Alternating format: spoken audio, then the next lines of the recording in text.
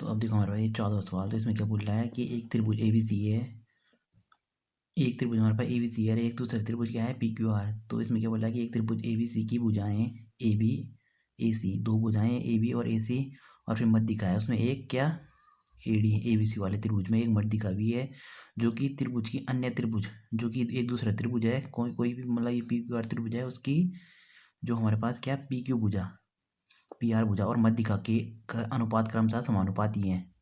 तो दर्शाइए कि ये दोनों त्रिभुज क्या होंगे हमारे पास समानुपाती होंगे। तो ये हमें क्या दर्शाना है।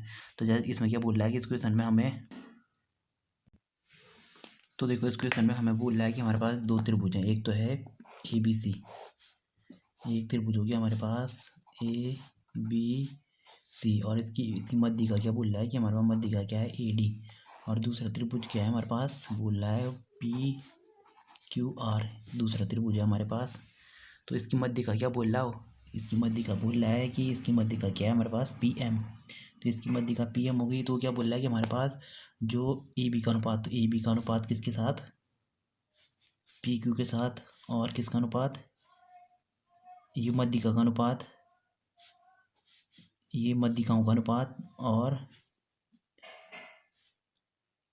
तथा ये ए सी का भी अनुपात किसके साथ, इस वाली भुजा के साथ क्या है समानुपाती है। तो यानी कि हमें बोल रहा है कि ए बी अपॉन, हमें क्या दे रखा है A B upon P Q बराबर, इसका अनुपात किसके बराबर है, इसका अनुपात है हमारे पास, इसका अनुपात हमारे पास किसकी मध्यिका क्या है इसकी ए डी अपॉन मध्यिकाओं का अनुपात पी एम बराबर है हमारा P R upon O A C upon P are, A C upon P are. ये अनुपात हमारे पास क्या है बराबर है। तो बोल रहा है कि इन दोनों त्रिभुजों को हमें क्या सिद्ध करना है, हमें सिद्ध करना है कि जो हमारे पास ट्राइंगल ए बी सी होगा वो किसके समानुपाती होगा, ट्राइंगल पी क्यू आर के। ये सिद्ध करना है हमें। तो अगर हम इसमें क्या कर दें, इस ट्राइंगल की तीसरी भुजा भी क्या कर दें समानुपाती कर दे, तो यानी कि अगर हमारे पास ये आ जाए क्या, जो अगर इसके बराबर में क्या आ जाए, जैसे कि हम क्या लिया है B C upon Q R लिया है, तो हमारे पास ये मध्यिका को ये B C upon Q R लिया है अगर इसके बराबर, तो ये क्या हमारे पास क्या बन जाएगा समानुपाती बन जाएंगे ये दोनों त्रिभुज। क्यों कैसे हो जाएंगे, क्योंकि कौन सी समरूपता लग जाएगी, भुजा भुजा भुजा वाली समरूपता। एक तरीका ये भी है कि हमारे पास अगर हम कोई भी एंगल, दो भुजाएं तो है ही समानुपाती है, साथ में दो कोई भी एंगल क्या कर दें बराबर कर दें, तो हमारे पास क्या हो जाएगा समानुपाती निकल जाएंगे इन दोनों त्रिभुज। तो ये तो अब देखो इसे कैसे करेंगे। एक तरीका तो ये है कि हम इस बी सी को, जो बी सी भुजा है, इसे इसके इस बी सी भुजा का अनुपात क्यू आर के साथ किसके बराबर होना चाहिए ए बी, और A B upon P Q के अनुपात के बराबर होना चाहिए, और A C upon P R के अनुपात के बराबर होना चाहिए। ये एक तरीका तो ये है। अरे एक या तो हम इस वाले भुज इसको इस वाले ट्राइंगल को क्या कर दें समान कर दें, मतलब ट्राइंगल पी के बराबर आ जाए तो क्या बन जाएगा समानुपाती बन जाएगा। तो मतलब ये बराबर हो जाएगा, तो यानी कि हमारे पास कौन सी समरूपता लगेगी तब, दो भुजाएं तो समानुपाती हैं, तो साइड एंगल साइड। तो अब देखो हम इस सवाल को कैसे करेंगे, हमें इस वाले ट्राइंगल को क्या लाना है, ट्राइंगल ए बराबर ट्राइंगल पी को हमने सिद्ध करना है, तो ताकि हमें समरूपता मिल जाए दोनों त्रिभुजों की। तो अब देखो हम इस सवाल को कैसे करेंगे। तो देखो इसने जैसे जैसे बोला है वैसे वैसे ये फिगर बनाते रहो। तो सबसे पहले इसने ए बी सी दे रखा, हमें ए बी सी त्रिभुज है, तो ये ले लिया हमने ए बी सी त्रिभुज, इसकी मध्यिका बोल रखी है उसने हमें ए डी, तो ए डी इसने हमें दे रखी है मध्यिका। फिर दूसरा त्रिभुज है हमारे पास, ये त्रिभुज है हमारे पास पी क्यू आर, ये दे रखा है, इसने बोल रखा है इसकी मध्यिका क्या है हमारे पास, मध्यिका है हमारे पास पी एम। मध्यिका यानी कि दो भागों में विभाजित करेगी इसे, और ये इसको ये, और इसमें हमें दिया क्या है, हमें दे रखा है इसमें दिया है क्या दे रखा है ए बी का अनुपात किसके साथ पी क्यू के साथ बराबर है ए डी का अनुपात किसके साथ, ये मध्यिकाओं का अनुपात पी एम के साथ बराबर दे रखा हमें ए सी का अनुपात ए सी का अनुपात पी आर के साथ ये बराबर है। तो ये तो मान लिया हमने समीकरण 1 ये दे रखा है। अब हमें ये वाला एंगल बराबर लाना है। कौन सा? ये वाला angle A equal to angle P अगर बराबर ले आएंगे तो हम इसमें समरूपता का फॉर्मूला लगा देंगे, यानी कि ये वाला एंगल ये वाला एंगल। तो देखो अब हम इसे कैसे करेंगे। तो सबसे पहले तो हमने इसमें रचना कर दी। तो रचना में क्या किया हमने कि जो हमारे पास हमने इसे क्या किया, ए डी को हमने ए डी के बराबर ही एक लाइन खींची। कौन? ए डी को आगे बढ़ाते हुए ए डी के बराबर ही एक लाइन खींची और ए डी के बराबर एक लाइन खींची। कौन सी? डी। ए डी को बढ़ाते हुए और ऐसे हमने पी एम को बढ़ाते हुए पी एम के बराबर एक लाइन खींची। ये है हमारा पी एम को बढ़ाते हुए एक लाइन खींची, एक त्रिभुज खींच दिया हमने ये। तो पी एम को बढ़ाते हुए हमने कौन सी लाइन खींची? M N. तो ये वाली लाइन किसके बराबर है? हमने क्या मान रखा है? ये वाली लाइन के बराबर। और ये वाली लाइन हमारी किसके बराबर है? ये वाली लाइन के बराबर। तो ये हमने अब रचना में क्या लिखेंगे हम इसमें रचना। तो इसमें सबसे पहले हमने रचना की, हमें ये वाले एंगल बराबर लाने के लिए कर रहे हैं हम। तो रचना सबसे पहले हमने क्या किया कि ए डी को बढ़ाते हुए ए डी को आगे बढ़ाते हुए, तो देखो हमने क्या कर दिया, ए डी को बढ़ाते हुए एक डी, ए डी को बढ़ाया हमने, डी एक लाइन खींची जो कि किसके बराबर है? ए डी के बराबर क्या है? डी ई है। और दूसरा पी एम को अब आगे बढ़ाते हुए हमने एक लाइन खींची, जो रेखा खींची हमने एम एन। एम एन किसके बराबर है? पी एम के बराबर है। अब देखो हमने क्या मान लिया, इसे मान लिया हमने ट्राइंगल 1 और इसे मान लिया ट्राइंगल 2, इसे मान लिया ट्राइंगल 3 मान रखा है, इसे मान रखा ट्राइंगल 4। तो यानी कि अगर हमने क्या लाना है अब, angle 1 plus angle 2 equal to लाना हमने एंगल 3 प्लस एंगल 4, हमें ये लाना है बस। अगर ये लिया है तो यानी कि हमने ये कोण बराबर कर दिया, angle equal to angle P. तो तुम्हारा ये दोनों त्रिभुज क्या हो जाएंगे? समरूप हो जाएंगे, ए बी सी और पी क्यू आर। तो देखो अब इसे आगे कैसे करेंगे। अब देखो हमने कौन कौन से ट्राइंगल ले लिए। ट्राइंगल ये एक ये वाला ट्राइंगल ले लिया हमने और एक ये वाला ट्राइंगल ले लिया, यानी कि हमने कौन कौन से ट्राइंगल लिया अब? ट्राइंगल त्रिभुज ए बी डी, त्रिभुज ए बी डी व त्रिभुज सी डी ई में। तो सबसे पहले हमने इन दोनों ट्राइंगल को ले लिया। तो जैसे हमने इन दोनों ट्राइंगल को लिया, यानी कि ये वाला ट्राइंगल और ये वाला ट्राइंगल, तो इसमें हमें क्या क्या दिख रहा है? सबसे पहले तो हमें क्या दिख रहा है कि हमारे पास बी डी बराबर क्या है? बी डी बराबर है हमारे पास डी सी डी। और एक ये भी है हमारे पास। तो इसमें हमें सबसे पहले क्या दिख रहा है? हमने सबसे पहले माना था ए डी इक्वल टू क्या माना हमने? डी मान रखा है ना ये। तो ये हमने ये खींच ली ये लाइन, ये वाली रेखा होगी हमारे पास ए डी बराबर डी। और फिर अब हमारे पास क्या है? बी डी बराबर हमारा डी सी। और एक एंगल भी तो बराबर होगा, क्योंकि ये यहाँ पे क्या होंगे हमारे पास? एंगल ये होंगे सी डी से विमुख कोण होंगे। तो angle A D B equal to होगा एंगल ए, ये होगा एंगल सी डी ई। तो ये क्या हमारे सी डी से विमुख कोण है।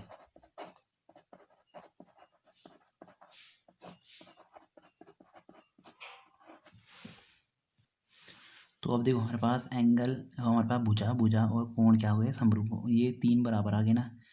एक तो हमारे पास एंगल बराबर आ गया और 2 भुजाएं बराबर आ गई। तो ये हमारे पास क्या हो गया? सर्वांग समत्रिभुज हो गए ना ये, क्योंकि हमारे पास कौन सी सर्वांग समता लग गई?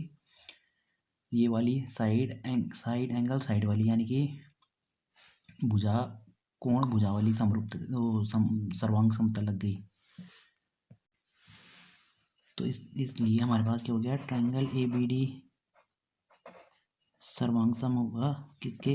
ट्राइंगल सी डी ई के। ये हो गया हमारे पास सर्वांग सम हो गया। तो यानी कि हमारे पास जो हमारे पास ये ट्राइंगल है, कौन सा ट्राइंगल? ये वाला ट्राइंगल और ये वाला ट्राइंगल, जो इस ये वाला ट्राइंगल और ये 2 ट्राइंगल हमारे पास क्या हो? सर्वांग सम हो गए। तो यानी कि इनकी जो जितनी भी संगत भुजाएं हैं उनका अनुपात इस वाले ट्राइंगल की भुजाओं का अनुपात इस वाले ट्राइंगल की भुजाओं के अनुपात के बराबर, अनुपात की बराबर ही होंगे। टोटल भुजाएं, इसकी सारी भुजाएं इसकी भुजाएं के बराबर होंगी और सारे एंगल इसके एंगल के बराबर होंगे। तो यहाँ पे हम ये भी कह सकते हैं ना कि जो हमारे पास ए बी आया, जो क्या है? ए बी बराबर क्या लिख सकते हैं हम? सी। ए बी बराबर लिख सकते हैं हम सी ई। ए बी बराबर हम सी लिख सकते हैं ना। क्योंकि क्या क्या होता है हमारे पास, ये क्यों लिख सकते हैं हम, मतलब ये वाली भुजा हमारी इस वाली भुजा के बराबर होगी। क्यों? क्योंकि जो हमारे पास जब सर्वांग त्रिभुज होते हैं तो उनकी सभी भुजाएं व सभी कोण बराबर होते हैं। तो सर्वांग त्रिभुज के सभी कोण व सभी भुजाएं बराबर होती हैं। तो ये आ गया हमारे पास सी ई बराबर क्या आ गया, ये सी ई बराबर ए बी बराबर सी आ गया, यानी कि ये वाली भुजा हमने इसके बराबर भी क्या कर ली, सिद्ध कर ली। तो इसे हमने क्या मान लिया, तो इसे हम समीकरण 1 ये था तो समीकरण 2 मान रहे हैं, इसे हम माना ये समीकरण 2 हो गई हमारे पास सी बराबर A B.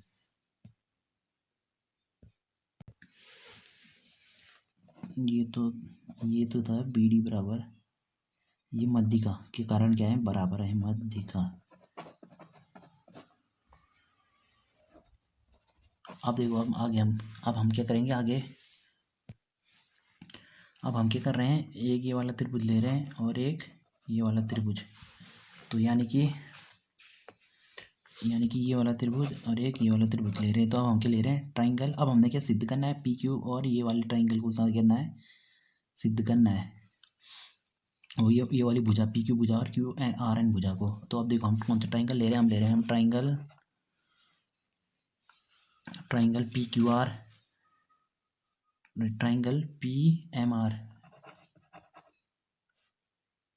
Triangle P M Q और ट्राइंगल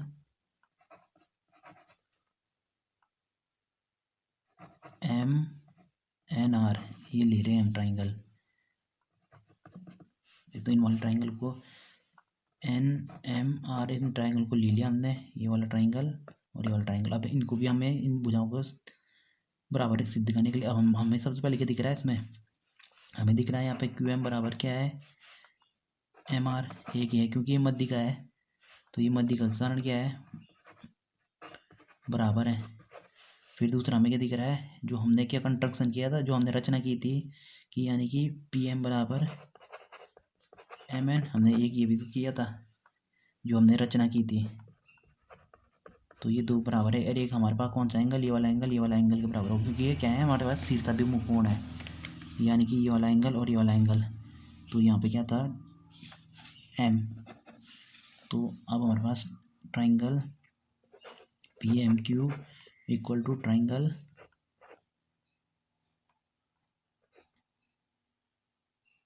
की त्रिभुज यानी कि कोण, angle P M Q equal to होगा आर एम एन। तो ये हो गया हमारे पास, क्योंकि ये शीर्षाभिमुख कोण है।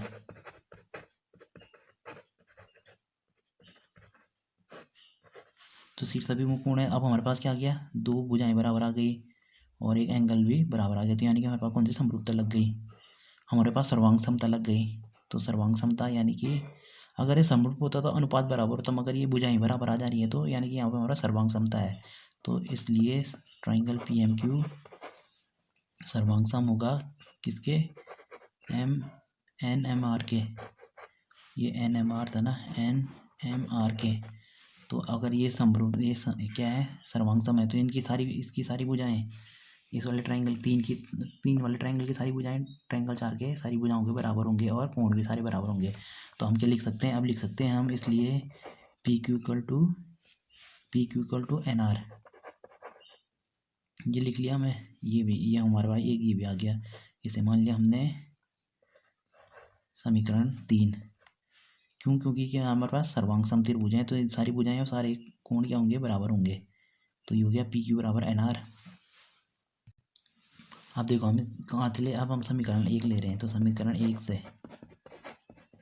1 से क्या दे रखा था हमें, ए बी बराबर A B upon P Q equal to A D upon P M, ये दे रखा था, और A C upon P R. अब हमने यहाँ पे क्या किया कि हमारे पास ए बी था, ए बी को हम क्या लिख सकते हैं, सी लिख सकते हैं ना।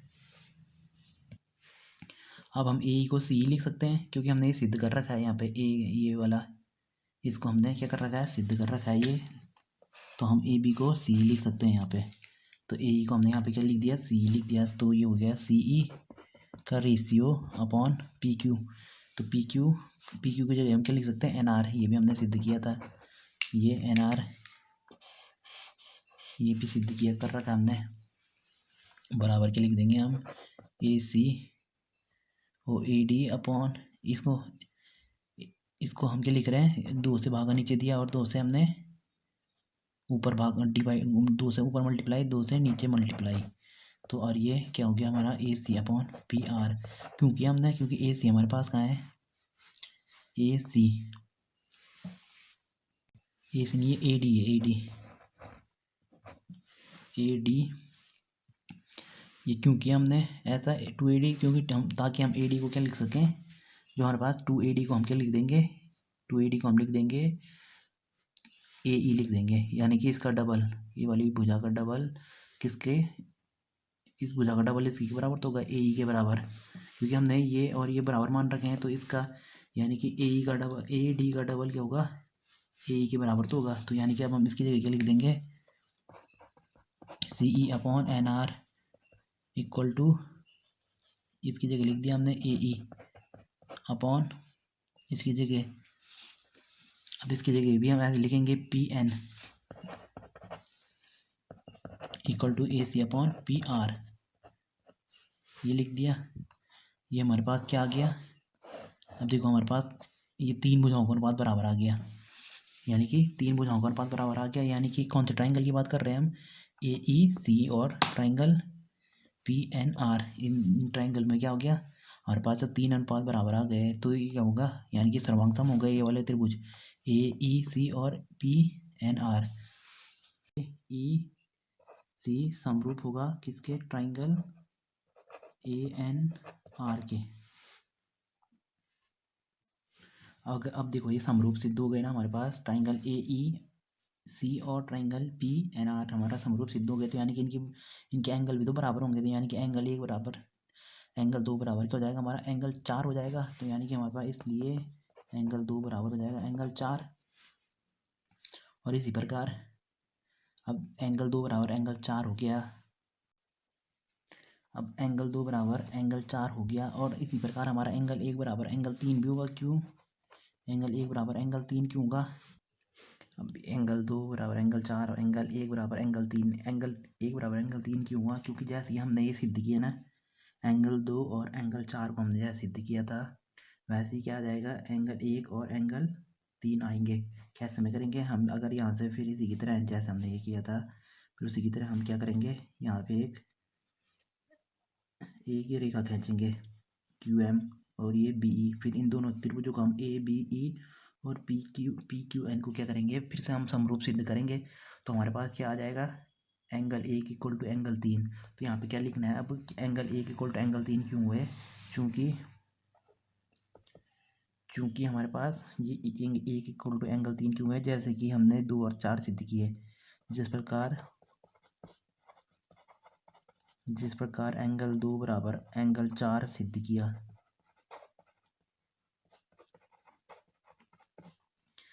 उसी प्रकार हमने क्या किया, समानता, उसी पर ये समानता हमने एंगल 1 इक्वल टू एंगल 3 को सिद्ध किया। अब हमारे पास क्या आ गया, एंगल 1 इक्वल टू एंगल 3 आ गया ना, एंगल 1 इक्वल टू एंगल 3 भी आ गया, एंगल 2 इक्वल टू एंगल 4 आ गया।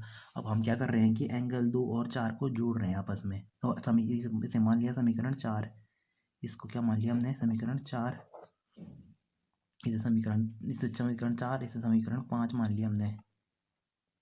ये क्या है हमारे पास, समीकरण 5। अब हमने क्या किया, समीकरण 4 और 5 को जोड़ दिया, तो अब हम क्या कर रहे हैं, समीकरण 4 प्लस 5, तो समीकरण 4 और 5 को जोड़ेंगे तो ये हो जाएगा एंगल 1 प्लस एंगल 2, तो एंगल 1 प्लस एंगल 2 समीकरण 4 का और 5 के साथ जोड़ बराबर होगा हमारा एंगल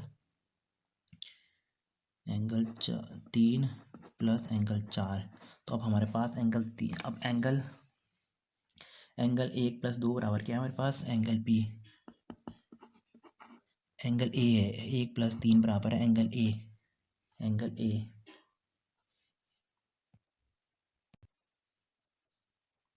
एंगल A बराबर एंगल P। तो अब हमारे पास क्या आ गए, हमारे पास अब सर्वांग सम की कंडीशन होगी ना, हमने क्या क्या क्या हमें क्या दे रखा था, हमें दे रखा था, अब एंगल भी आ गया और दिया है साथ में एंगल ABC के लिए दिया है, ट्राइंगल ABC व ट्राइंगल A और PQR के लिए हमें क्या दे रखा है, हमें ये तो मिल गया, एक तो ये वाली कंडीशन दी मिल गई, यानी कि एंगल ए बराबर एंगल पी आ गया, और दो भुजाओं का अनुपात में बराबर दे रखा था।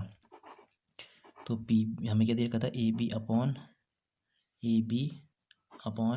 ए C, A B upon P Q, ये दे रखा था, बराबर दे रखा था हमें A C upon P R के। तो अब हमें A C upon P R मिल गया, यानी कि हमें दो भुजाएं और एक एंगल का अनुपात, दो भुजाओं का अनुपात समान मिल गया, और साथ में एक एंगल का, तो हमारे पास एक त्रिभुज समरूप सिद्ध हो गई ना। ट्राइंगल ए बी सी समरूप होगा ट्राइंगल पी क्यू आर के। कौन सी समरूपता लगी इसमें, साइड एंगल साइड समरूपता, तो साइड एंगल साइड वाली समरूपता लग गई इस पर। तो हमें यही सिद्ध करना था, यही तो बोला था उसने क्वेश्चन में कि ट्राइंगल ए बी सी को पी क्यू आर के साथ समरूप सिद्ध करो।